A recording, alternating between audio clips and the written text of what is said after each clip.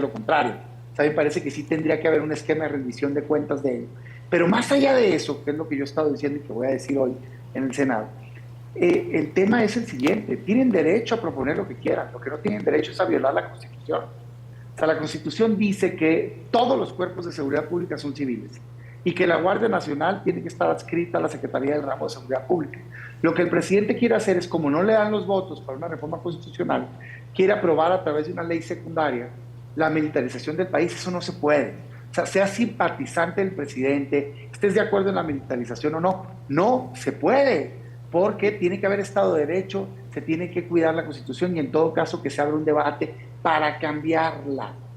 Segundo, tiene que haber un debate serio. Pues sí, bueno, lo que pasó en diputados, mi querido Damián. Con todo respeto, pero es una burla. No, sin mucho respeto, porque es una falta de respeto, porque fast track, un asunto tan delicado y tan importante, ¿no? En un día, o sea, ¿qué análisis puedes hacer en un día? Ninguno. Cuando estás hablando del principal problema del país, más de 120,000 homicidios dolosos, la mayoría ligados al crimen organizado, más del 30% del territorio dominado por el crimen organizado, secuestros, extorsiones, violaciones, gente colgada de puentes, incendios de oficinas, actos de terrorismo, y tú en un día,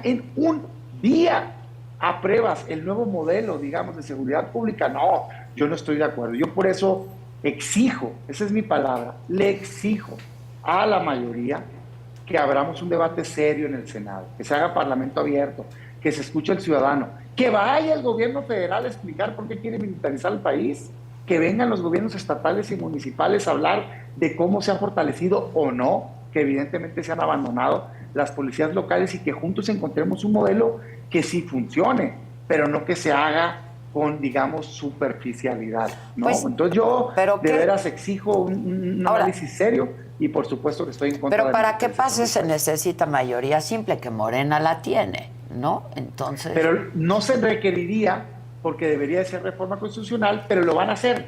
Te adelanto, Adela, que lo vamos a impugnar. ¿Cuál se va a ir a la Corte, pues claro. Y la Corte, pues ya la vimos, ¿no? No nada más en esto. Yo creo que en esta reforma de militarización sería penoso en la carrera política de un ministro o ministra que diga que no es inconstitucional, porque basta con tener ojos y saber leer para ver que el 21 constitucional dice que debe ser civil. Pero lo que sí creo es que le pueden hacer ganar unos años al gobierno, que es lo que ha hecho la Corte. El acuerdo pasado de militarización es de mayo de 2020 y es hora que no se les ocurre que es importante debatirlo. O sea, es que la Corte juega política. Bueno, un tema que tiene que ver con medios, Adela, radiodifusión, hace apenas unas 2 semanas resolvieron. Tenía 5 años ese asunto en la Corte. Eso no es justicia, es simulación. Sí, pues, y no deberían de estar haciendo política los ministros, están para otra cosa, ¿no? Sí. Es que ni los ministros, Adela, ni el legislativo, o sea, aquí hay una aprendizaje, yo creo que tiene que haber muy puntual, que es la seguridad en este país no puede estar politizada. Porque hay reformas que tienen que existir y programas de prevención del delito que tienen que existir mucho más allá de la temporalidad de un senador, de un diputado o de un presidente o cualquiera en el gabinete en ese sentido. Y 2, la seguridad en este país no debería de tener color político. Es un absurdo el que hoy tengamos una lista que se amplió de prisión preventiva oficiosa por el hecho... A 41, por el hecho de que hay una ciudadanía enojada que ha confundido la justicia por venganza. Entonces, ¿qué hacen desde el legislativo? ¿Quieren venganza? Les vamos a dar venganza. Más años para quienes hacen esto, más delitos que se van a la cárcel, más... Eso es política barata, y tenemos también que entender que necesitamos políticos en este país que se atrevan a decir, esto no tiene que ver con mi color de partido o con mis creencias personales, esto es el bien de México puntualmente. Hoy, el tema de la militarización no es algo que está saliendo ahorita. Llevamos muchos años donde también desde el legislativo se ha aprobado una serie de cosas, como el presupuesto de Sedena, como el cambio de la Policía Federal a la Guardia Nacional, que nos han llevado a que hoy estemos a una ruptura de hilo de que este país se militarice. Y sin duda en la Suprema Corte y demás, pero ya tuvimos a un presidente que salió a amenazar a la Suprema Corte. Lo dijo clarito, ¿no? Me arrepiento de los 4 ministros que nombré, que por cierto, él no los nombró, pues no está en su facultad. Sí, es que él propone, Mira, yo en este tema, y aquí sí dejan hacer una autocrítica fuerte a la oposición, no es mi caso, pero a ver, ¿por qué son ministros los ministros que están sentados ahí si Morena no tiene 2/3 partes? No tiene 2/3 partes, es que se ha cansado la oposición de decir una mentira. Es que le quitábamos a Morena en 2021 las 2/3 partes para justificar el éxito de algo que no es cierto que lo tuvo. Nunca ha tenido Morena 2/3 partes, nunca, ni en el Senado ni en la Cámara de Diputados. Dobla a la oposición, que es distinto. Sí, claro. Estos ministros que requerían 2/3 partes lo lograron llegar ahí con los votos de la mayoría de la oposición. Yo voté en contra todos.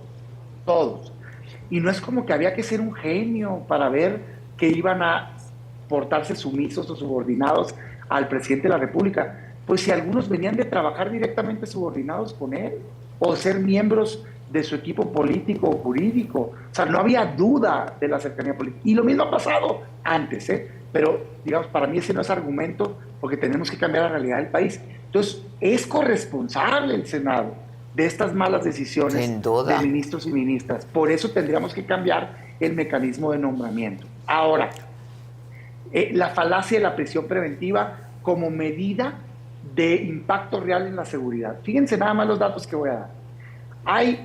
Ha llegado a haber 30 millones de delitos al año en México, según el INEGI, 27, 28, 30. Saben que solo el 10% se denuncia, el 90% ni siquiera se denuncia. Del 10% que se denuncia, solo el 7% se abre una carpeta de investigación. Y de ese, solo la mitad llega al juez. Entonces, quiere decir que a los jueces solo le llega el 3.5% de cada delito del país. ¿Cómo creen, en qué cabeza cabe que la prisión preventiva es determinante para el tema de seguridad? No es cierto. Si tienes 97% de los delitos que no le llegan al juez. O sea, es un engaño absoluto. Sí, y cuando además cuando llegan a detener a alguien, ¿no? Que sí es de alto impacto, ¿no? Su delito es de alto impacto, lo dejan libre. Sí, porque violación al debido proceso, porque corrupción. Justificada. Exactamente. Hay que combatir la corrupción primero. Valora el peligro. Pues sí, es que la corrupción está en todas partes. Agregando a lo que está diciendo Damián de esos números, entonces partiendo de esa base, el 96-97% de los delitos en México no se denuncian, pero también 9 de cada 10 casos que lleva un defensor de oficio, o sea, los que te pone el gobierno como tal, lo pierden. ¿Qué quiere decir esto? Que estamos criminalizando en este país la pobreza. Exacto. Si a mí no me alcanza para tener un abogado privado y necesito que el Estado me ponga un abogado, tengo 1% de posibilidad de que no se me ponga en la cárcel, sea culpable o no sea culpable. Yo te lo puedo decir que estoy caminando a las cárceles del país, que conozco las historias de primera mano. La cárcel está llena de gente inocente y de gente que no tuvo los recursos, no solamente económicos, Adela, pero culturales y educativos para conocer que siquiera tenían el mínimo derecho de lo que sea. Y eso es un crimen brutal en este país. Y esto debería ser un llamado a la 4T, que quieren apostar por la pobreza, quieren apoyar a la pobreza como primer eje de los lineamientos de Cuarta Transformación. Empiecen por la cárcel. Pues sí.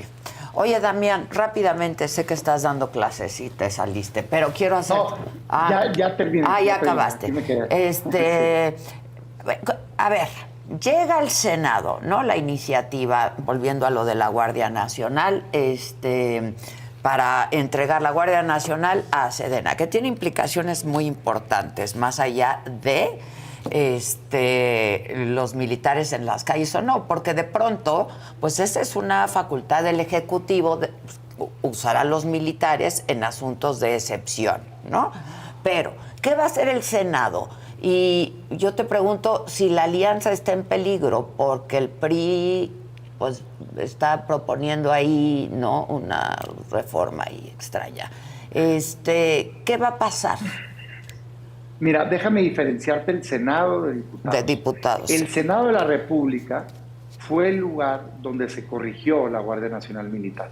O sea, se nos olvida, pero el PRI, en la Cámara de Diputados de esta legislatura pasada, ese PRI le dio los votos al gobierno de Morena para una Guardia Nacional militar completamente. En el Senado fue el nacimiento del bloque de contención, en ese año, 2019. Ahí nos pusimos de acuerdo y sumamos esfuerzos y dijimos, no, sí, estamos de acuerdo en que se crea un nuevo cuerpo nacional, pero que sea civil, y te damos un permiso temporal para que en términos de lo que está estableciendo la Corte Interamericana de Derechos Humanos, pueda participar las Fuerzas Armadas con un carácter extraordinario, regulada, es decir, que una ley diga cómo, fiscalizada, con subordinado a civiles y, digamos, de manera temporal. Y eso es lo que ha venido funcionando. ¿Qué pasó? Que en este tiempo el presidente no hizo lo que se tenía que hacer. Esa Guardia Nacional Civil se creó bajo la lógica de, en tanto la estás formando y tienes el suficientes elementos civiles, te van a poder ayudar en tanto se separen, ¿no?, de sus funciones en la Guardia, y también te va a poder apoyar las Fuerzas Armadas con, digamos, estas reglas. Muy bien. ¿Qué hizo el presidente? Pues nada, pues es 100% militar, o sea, 100,000 elementos militares, no hay, el cuerpo civil no existe. Entonces hoy lo que quiere es pasarle la adscripción ya a la Sedena, y eso evidentemente es ilegal. ¿Qué vemos nosotros? Yo creo que en el Senado toda la oposición va a votar en contra. Ya han, digamos, establecido las posturas y demás. Creo que a lo mejor va a haber 1 o 2 votos de Morena y de bloque de mayoría también. Yo lo lamento mucho, por eso mi llamado es al bloque mayoritario a que le hagan caso y piensen en los ciudadanos, no en su obediencia al presidente. Y que recuerden que ellos mismos aprobaron ese artículo 21 constitucional, que más allá de si están de acuerdo o no, híjole, pues nomás lo lean, pues es que ni siquiera necesitas ser abogado, con tener ojos y leerlo, ya te das cuenta que esta reforma es ilegal. Ahora, al mismo tiempo se mete esta iniciativa en diputados del PRI, casualmente, ¿no? Sí, exacto. Todo este asunto del juicio político y de los expedientes y demás. Pues yo, digamos, para empezar, yo no soy promotor de la alianza. Siempre he dicho yo que pues no han estado ahí cuando los hemos necesitado verdaderamente en las luchas para sacar adelante el país. La Guardia Nacional Militar la votaron a favor, la reforma educativa la votaron a favor, todos los nombramientos de los ministros de la Corte subordinados los han votado a favor. Pues entonces, ¿para qué lo quiero? Pues, ¿no? Si no va a haber verdaderamente un compromiso de lucha por salvar este país. Pero, digamos, yo espero que no caigan en ello. No soy ingenuo, tengo años en política y yo sí no me chupo el dedo y no les creo que eso sea un acto aislado de una legisladora. Espero que la presión política pueda más y que no se animen a hacerlo. Ahora, que no se nos olvide que en el marco de la elección de Hidalgo ya habían presentado algo similar, como coqueteando, ¿no? Como mandando el mensaje de, pues igual y si me la das, te doy los votos. Si eso pasa, yo creo que ya es el último clavo al ataúd y creo que espero que nadie sea tan ingenuo para seguir creyendo que hay un verdadero compromiso. Ojalá y no pase. Ahora, si en diputados le dan los votos, yo sinceramente sí confío en este tema en mis compañeros legisladores, incluyendo los de ese partido, porque ya demostraron en el pasado que se fajaron. Esa es la verdad. Y que no se doblaron. Pero pues vamos a ver. Pero pues veto a saber. Veto a saber. Damián, no sé si ya vieron la serie de Florence Cassé. Sí, yo ya. Y entonces está ahí el caso Vallarta, por ejemplo, ¿no? Que es un hombre que lleva, ¿cuánto? Sí, como desde el 2006, 2005. 17 años, 18 años en la cárcel sin sentencia, ¿no? ¿Y tú ya lo viste, Damián? Ya lo vi y debo decirte que me impactó. Digo, a ver, entendiendo que es una producción, no tengo tampoco por qué asumir que todo lo que digan es verdad. Bueno, es un documental, están las voces ahí es hablando, una investigación interesante, ¿no? Es una Volpi. investigación muy buena de Jorge Volpi. Ahí te voy mi opinión. En el caso de él entiendo que hay varios juicios, no nada más ese. Sí. Eso es lo que la gente no sabe y no se dijo en el documental, que él está... Pero, Damián, lo que sí hay que saber es, aún no lo absuelven por el caso que está relacionado con Ezequiel y todos esos. Porque le hicieron acumulación, entiendo. Pero bueno, más allá de eso, te voy a decir lo que a mí me impactó y no traía tan presente en mi mente que eso había pasado así y es injustificable. Lo que yo de veras no logro entender, y mira que son gobiernos de mi partido, es como si había pasado este acto a finales del sexenio de Fox y estaba el titular de la AFI en aquel entonces involucrado, y antes del nombramiento del nuevo presidente de la elección, ya había aceptado el montaje. Sí, pues sí. ¿Cómo fregados lo nombraron secretario de Seguridad Pública? O sea, yo ahí sí digo, o sea, como que traía Pues yo... es que fue una perdí un estrategia que poco gusta.